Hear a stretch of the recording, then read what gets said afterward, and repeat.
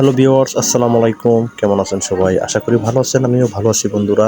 আজকে নতুন কিছু ভিডিও নিয়ে আপনাদের মাঝে চলে আসলাম বন্ধুরা। সো বুঝতেই পারছেন আজকে ভিডিওটা কী নিয়ে আর আমি কোথায় চলে আসছি আপনাদের জন্য ভিডিও করার জন্য। সো বন্ধুরা, এটা কিন্তু আমরা 100 ফিটের ক্লাস মাথার থেকে এখানে কিন্তু দেখেন বন্ধুরা, একটা সেতু করার জন্য তারা প্রথমত মাটিটাকে কীভাবে ট্যাকেল দেয় আর কীভাবে মেশিন দিয়ে ডেজার মেশিন দিয়ে দেখেন মাটিটা খনন করে এবং এই রডগুলো ভরে বন্ধুরা। আসলে এইসব ভাইদের জীবনটা খুবই কষ্টের আর এদের খুবই পরিশ্রম করে এরা। এদের ক্যাগো মেশিন দিয়ে দেখেন মাটিটা কীভাবে ফিনিশিং দিচ্ছে বন্ধুরা।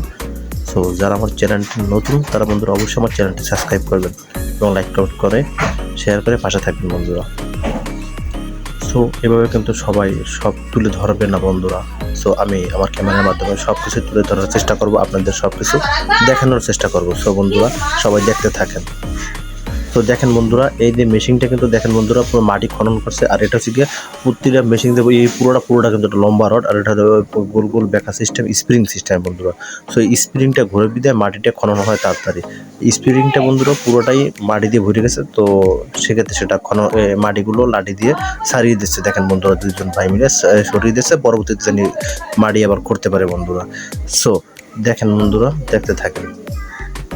এটা কিন্তু একটা বিশাল বড় লেক পার বন্ধুরা, দূর থেকে ধরছি ক্যামেরা আর আমি কিন্তু আরেকটা সেতুর উপর থেকে বন্ধুরা ভিডিওটা করছি। এই মেশিনটা দেখলে আপনি বুঝতে পারবেন যে এটা কত বড় মেশিন। আপনি সত্যি কথা বলতে বন্ধুরা, আপনারা সামনাসামনি যদি দেখতে পারতেন তাহলে বুঝতে পারতেন যে এটা কত নিচে এই কাজটা করতেছে আর কত বড় এই মেশিনগুলো।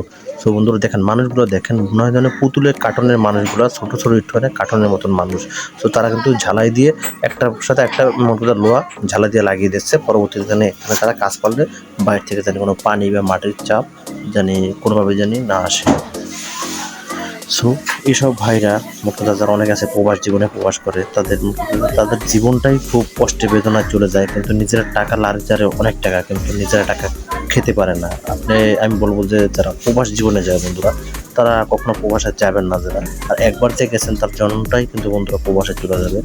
আমার এক ভাই ব্রাদার এমন গেছিলো, আমি তাকে বলছিলাম, সে বলে যে আমি 70-80 হাজার 1 লাখ টাকা মাসে নাড়াচাড়া করি, আমি বাংলাদেশে এসে 20,000 15,000 টাকা বেতন আমার কিছু হবে না। তো সেক্ষেত্রে তার জন্মটাই দেবে বিদেশ। তো বুঝেন যে টাকায় কি সব আপনার দুটো ডাল ভাত খাবেন, বউ বাচ্চালায় ঘুরবেন, এই বাংলাদেশে মুক্ত হওয়া খাবেন, এর মতন সুখ শান্তি আপনি কি অন্য কোনো জায়গায় গেলে পাবেন বন্ধুরা? আমি মনে হয় তো আপনারা পাবেন না। তারপরও এক একজনের ব্যক্তিত্ব এক এক রকমের, কিন্তু আমি মরে গেল আমার দ্বারা প্রবাস জীবন সম্ভব না, আমাকে পাঠাবে ফ্যামিলির লোকেরা, কিন্তু আমি বলে দিয়েছি যে আমার দ্বারা সম্ভব না। ডাল ভাত যা খাবো একসাথে খাবো, কষ্ট করবো একসাথে করবো, ওই আমি আমাকে শেষ করে দিয়ে আমি আরেকজনে ঘুরে দেবো সেটা আমি পারবো না। সো বন্ধুরা দেখতে থাকেন, বন্ধুরা মনোযোগ দিয়ে দেখতে থাকুন কীভাবে কাজ করতেছে দেখুন। আর এটা কিন্তু বন্ধুরা যে খননটা দেখছেন, এখানে এই বেরিবেদগুলো দেওয়ার পরবর্তীতে বন্ধুরা আরও অনেক গভীর করবে।